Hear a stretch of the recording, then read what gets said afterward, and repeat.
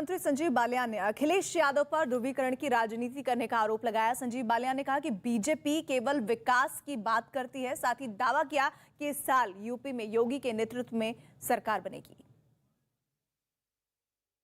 कैसे देखते हैं, एक और उनका नॉमिनेशन है, दूसरी ओर अखिलेश पूर्व मुख्यमंत्री हैं, कह रहे हैं कि लगातार बांटने की राजनीति हो रही है।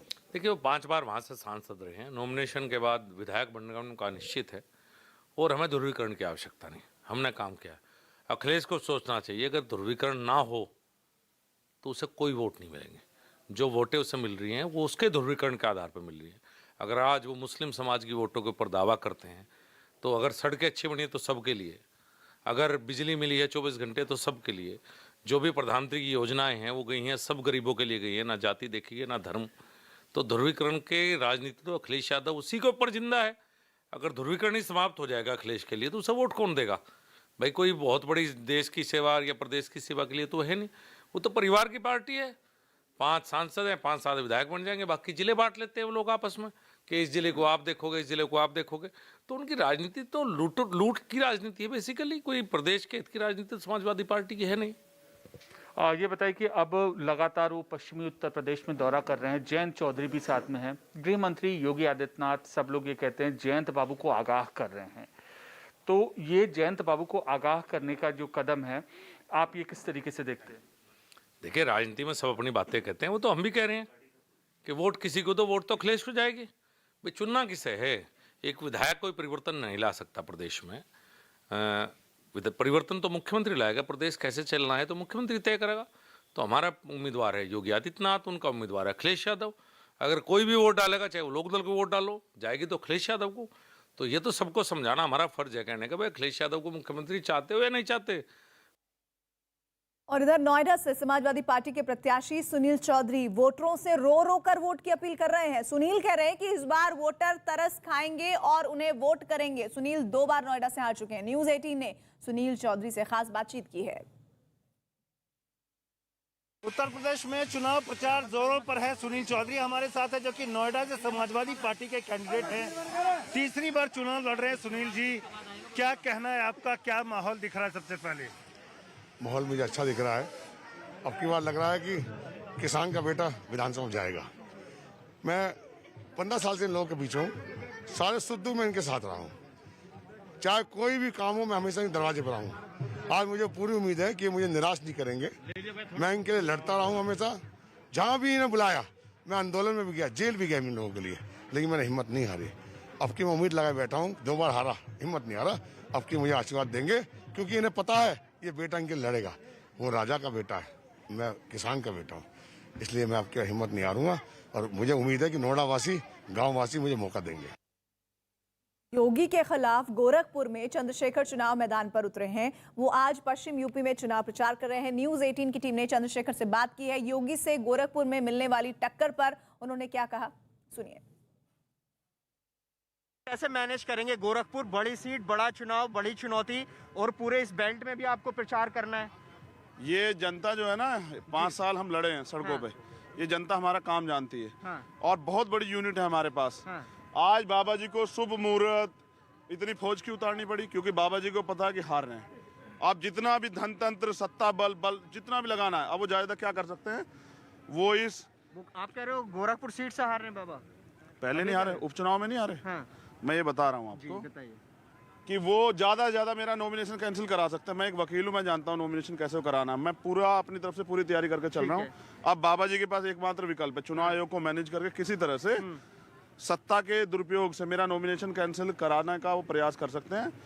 मैं हटूंगा नहीं। कितनी सीटों पर लड़ रहे हैं आप और कितना आपको उम्मीद लग रही है? कितना, क्योंकि अब वो गठबंधन की बात तो बहुत पीछे जा चुकी, अब कितनी सीटों पर लड़ रहे हो, कितना आप दावा कर रहे हैं जीत? जिनके लिए 5 साल लाठियां खाई, जेलें काटी, मुकदमे झेले, जिनके लिए संघर्ष किया, उनसे गठबंधन कर लिया है और उनसे ये अपील की है कि आपने सबको देखा। कोई ऐसी पार्टी जिसकी सरकारें 5-5 साल ना रही हो, अगर आपकी जिंदगी बदली हो तो उन्हें वोट दे देना, और अगर ना बदली हो तो अपने बेटे भरोसा कर लेना और फिर देखना कि 5 साल में उत्तर प्रदेश में कितना बड़ा परिवर्तन। पंजाब के अवैध माइनिंग केस में ईडी ने बड़ी कार्रवाई की है। सीएम चरणजीत सिंह चन्नी के भतीजे की कई घंटे की पूछताछ के बाद गिरफ्तारी हुई है और ईडी ने भूपिंदर सिंह हानी को पूछताछ के लिए जलंधर ऑफिस में बुलाया था। करीब 7 से 8 घंटे की पूछताछ के बाद ईडी ने भूपिंदर सिंह को गिरफ्तार कर लिया। मेडिकल के बाद मोहाली कोर्ट में भूपिंदर को पेश किया गया। ईडी की छापेमारी में भूपिंदर के ठिकानों से कीमती सामान और नकदी बरामद हुई है। इस छापेमारी में ईडी को करीब 10 करोड़ से ज्यादा की नकदी मिली थी। उसके अलावा 21 लाख रुपए से ज्यादा का सोना और 12 लाख रुपए की रोलेक्स की घड़ी समेत कई महत्वपूर्ण दस्तावेज बरामद किए गए थे। कांग्रेस ने कहा कि बीजेपी केजरीवाल की चोर दरवाजे से मदद कर रही है।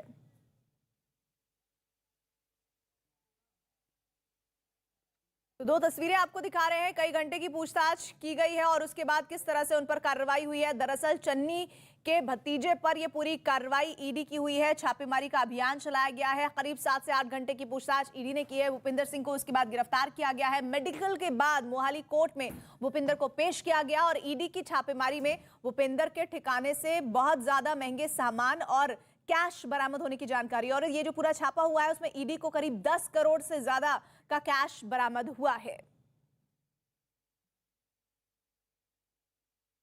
भतीजे की गिरफ्तारी पर चरणजीत सिंह चन्नी की पहली प्रतिक्रिया आई है। चन्नी ने कहा है कि कानून अपना काम करे, हमें कोई एतराज नहीं।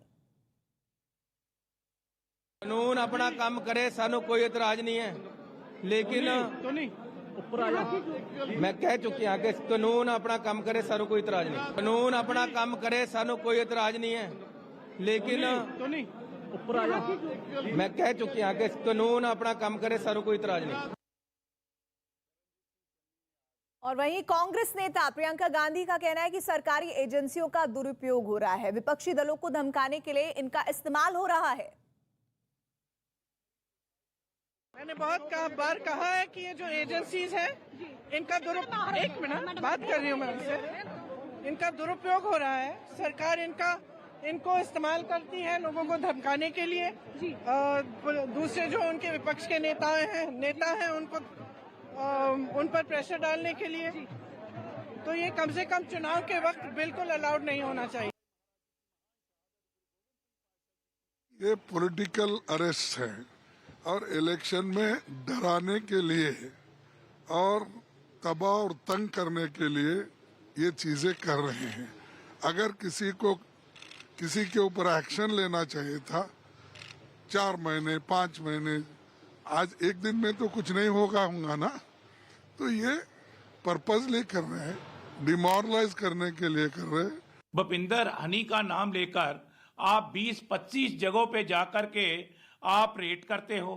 आपने कोई पैसे पकड़े की वीडियोग्राफी की हो, आपने कहीं दिखाया हो कि ये देखो हमने पैसा इनसे पकड़ा है। आप कहां से पैसा इकट्ठा करके एक जगह इकट्ठा करके दिखा रहे हो? इसका मतलब ये है कि आपने बदलाखोरी की भावना से ये कार्रवाई की है। मैं बस यही कहूंगी, जब केंद्र सरकार पे आंच आती है तब ईडी की जांच आती है। तो आईटी, ईडी, सीबीआई और जो भी उनके एजेंसीज हैं, जिस तरीके से केंद्र सरकार उसका इस्तेमाल कर विपक्षी दल नेताओं को के घरों पे छापे मारती है, स्पष्ट हो जाता है कहीं ना कहीं डर और भय का माहौल है कि कहीं इनके हाथ से सत्ता छूटती तो नहीं जा रही है।